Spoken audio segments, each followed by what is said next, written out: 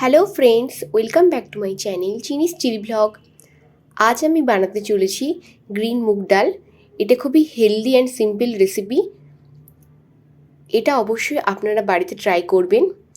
যদি আজকের ভিডিওটা আপনাদের পছন্দ হয় তাহলে আমার ভিডিওটা লাইক করতে ভুলবেন না। তাহলে আজকের রেসিপিটা স্টার্ট করা যাক। আমি নিয়েছি 1.5 কাপ মুগ ডাল। মুগ ডালটাকে ভালো করে জল দিয়ে পরিষ্কার করে ধুয়ে নিয়ে 7-8 ঘন্টা ভিজিয়ে রেখেছি। ডালটা প্রেসার কুকারে ভালো করে 2টো সিটি দিয়ে নিয়েছি। তোমরা এই ডালটাকে প্রেসার কুকারের মধ্যে সামান্য জল আর নুন দিয়ে 2টো সিটি দিয়ে নেবে।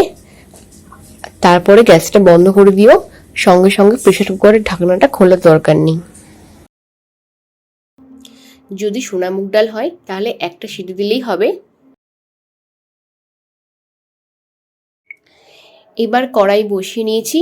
এর মধ্যে আমি 2 চামচ ঘি দিয়ে দিলাম আর এর মধ্যে গোটা জিরের ফোড়ন দিয়েছি।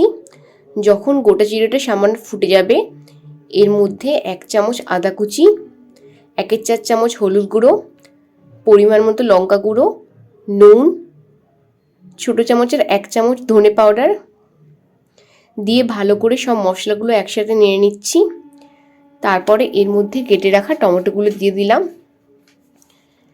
দিয়ে ঢাকনা চাপা দিয়ে ভালো করে টমেটোটা সেদ্ধ করে নিচ্ছি যতক্ষণ না টমেটোর কাঁচা গন্ধটা চলে যায়। মশলাটা ততক্ষণ ভাজতে হবে যতক্ষণ না ঘিটা আলাদা হয়ে আসে। মশলা থেকে যখন ঘিটা আলাদা হয়ে যাবে তখন এর মধ্যে সেদ্ধ করে রাখা মুগ ডালগুলো দিয়ে দিচ্ছি। দিয়ে ভালো করে নাড়তে হবে আর গ্যাসের ফ্লেমটা লো টু মিডিয়ামে রাখছি। তারপরে এর মধ্যে পরিমাণ মতো জল দিয়ে দিলাম। দিয়ে ডালটাকে ভালো করে ফুটতে দিচ্ছি।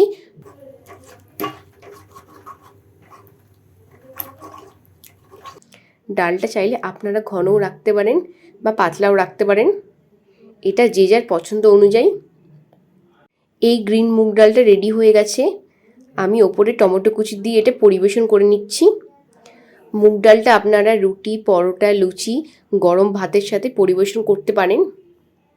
আপনারা অবশ্যই এটা বাড়িতে বানিয়ে খাবেন আর বাড়িতে বানিয়ে সবাইকে খাবেন।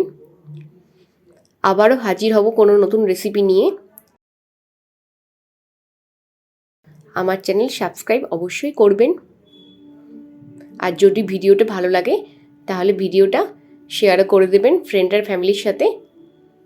এখনের জন্য টাটা।